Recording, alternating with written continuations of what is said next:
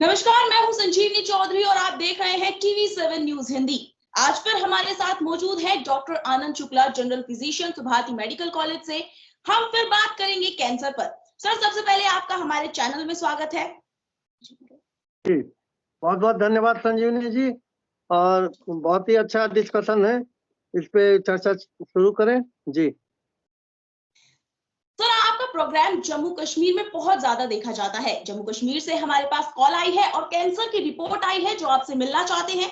तो हम चाहते हैं कि जितना सस्ते में आप इलाज करते हैं और कैंसर से पीड़ित मरीजों को स्वस्थ करके आप घर भेजते हैं, तो क्या लगता है कि जम्मू कश्मीर में आप उन मरीजों को अपनी सुविधा कैसे दे सकते हैं, और उन्हें मिले तो कहां पर मिले और कैसे मिले? क्या जम्मू कश्मीर का अलग से आप कुछ बताना चाहेंगे? इसे लेकर आप बता दीजिए। जी बिल्कुल, आपने सही कहा, क्योंकि हम लोग सुभारती मेडिकल कॉलेज में कैंसर का पूरा विभाग है हमारे पास, और बहुत बड़ी टीम है। एलोपैथिक की है सारी, जो मॉडर्न सुविधाएं विश्व में उपलब्ध है वो सारी चीजें हम लोगों के अवेलेबल है। आप यहाँ आके मिल सकते हैं। Subharti medical college Meerut Haridwar road पे है, और आप यहाँ पे सारी चीजें साइंटिफिकली डिस्कस कर सकते हैं, और जितना भी होगा हम लोग कम से कम पैसे में आपका इलाज करेंगे। क्योंकि जैसा कि आपने फाइल दिखाया था फोटोग्राफ में, हमने फाइल तो नहीं पूरा देख पाया, लेकिन उनके हाथों में कैनुला लगा हुआ है।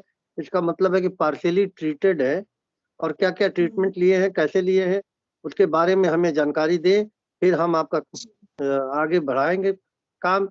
कौन से कैंसर डिटेक्ट हुआ है, कौन सी ट्रीटमेंट अभी तक लिए हैं, किस स्टेज पे ये है, ये सारी चीजों की आप जानकारी दें। आपको हम घर बैठे भी जानकारी हासिल करा सकते हैं, और कोई बढ़िया डॉक्टर होगा तो उनको सलाह भी दे सकते हैं। और अगर आप यहाँ पे आना चाहें तो एक बार का खर्चा है, बाकी हमारे यहाँ तो बहुत ज्यादा खर्चा नहीं है, बहुत कम है, चैरिटेबल वर्क है, और हम लोग आपको सहायता देंगे जी।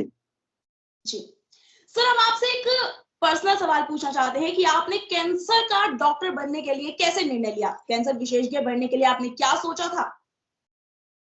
जी देखिए, मैं तो जनरल फिजिशियन हूँ, उसके बाद फिर मैंने इमरजेंसी मेडिसिन में अपोलो में ट्रेनिंग लिया, और उसी दौरान हमने कैंसर डिपार्टमेंट में काफी काम किया। 1-1.5 साल रहा मैं वहाँ पे। उसके बाद हम लोग यहाँ पे सुभारती में आ गए। सुभारती में हम लोग काफी आयुर्वेद पे वर्क किए हैं, जिसमें मेटाबॉलिज्म को हम लोग रोकते हैं, जिससे सेल्स की ग्रोथ धीरे धीरे रुक जाती है। और आयुर्वेदिक डाइट तथा आयुर्वेदिक कुछ दवाइयां भी हैं जिसको हम लोग चलाते हैं। उससे फर्स्ट और सेकंड स्टेज वाले तो तुरंत रिवर्स कर जाते हैं, और काफी अच्छा उन लोगों की लाइफ स्पैन एक्सटेंड हो जाती है। कोई सर्जरी की जरूरत भी नहीं होती, ना ही कीमोथेरेपी की जरूरत होती है। लेकिन कुछ दौरान देखा भी जाता है कि जो सेकंड स्टेज में है, साथ में उनकी कोई सर्जरी की जरूरत होती है, तो हम लोग सर्जरी भी करा देते हैं। और इस तरीके से बायोप्सी देख के पूरे शरीर में कैंसर फैला फैला है कि नहीं, मेटास्टेसिस हुआ है कि नहीं, सारी जानकारी साइंटिफिक होती है। और इस तरीके से हम लोगों ने, हमारी टीम है जो एक्सपर्ट है, जिन्होंने ऑन्कोलॉजी में ही कैंसर सब्जेक्ट में ही डीएम किया है, एमबीबीएस एमडी डीएम। हमारे यहाँ जो मेन हेड ऑफ डिपार्टमेंट है ऑन्को सर्जन, वो डॉक्टर प्रोफेसर अनुराग श्रीवास्तव हैं, जो एम्स के हेड थे और हमारे यहाँ काम करते हैं। साथ में डॉक्टर कृष्णा है, वो भी ऑन्को सर्जन है। डॉक्टर अतुल कृष्णा है, वो भी सर्जन है। इस तरीके से पूरी टीम है हमारे पास, और कम से कम 20-25 लोग हैं जो आपको सहायता देंगे।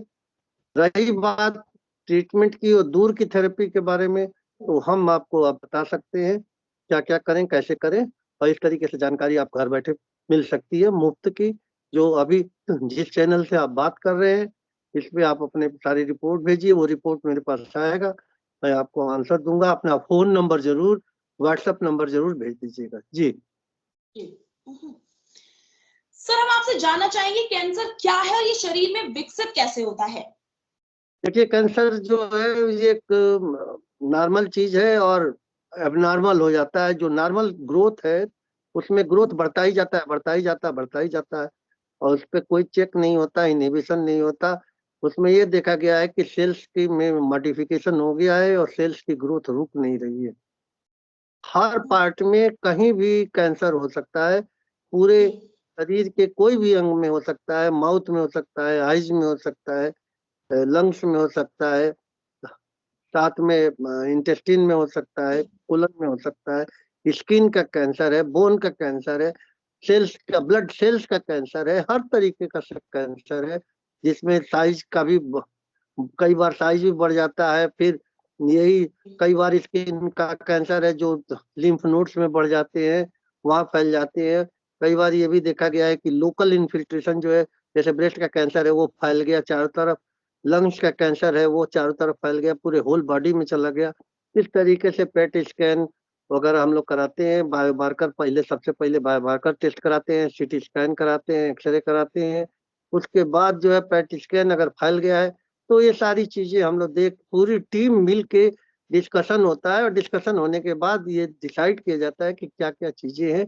हम लोग हमेशा सर्जरी और रेडियोथेरेपी, कीमोथेरेपी अवॉइड करते हैं पहले, क्योंकि लाइफ स्पैन भी बहुत से लिटरेचर है, बहुत ज्यादा डिस्कवरीज हुई हैं एलोपैथिक में, और उस दौरान हम लोग देखते हैं कि कितने दिन जिंदा रहेंगे, क्या रहेंगे, कैसे करेंगे, कौन कौन सी थेरेपी में कितने दिन जिंदा रह सकता है आदमी। क्योंकि एक बार अगर कीमोथेरेपी और रेडियोथेरेपी हुई तो कितने साल तक रहेंगे, एक बार अगर सर्जरी से काम चल गया तो हो सकता है कि किसी चीज की जरूरत ना पड़े हो, और क्योंकि हो सकता है कि मेटास्टेसिस ना हुआ हो, कहीं फैला ना हुआ हो। जैसे एंजेलिना जोली का नाम सुना होगा आपने, जो हॉलीवुड स्टार थी, उनके बारे में जेनेटिक था कि उनके घर में, खानदान में ब्रेस्ट कैंसर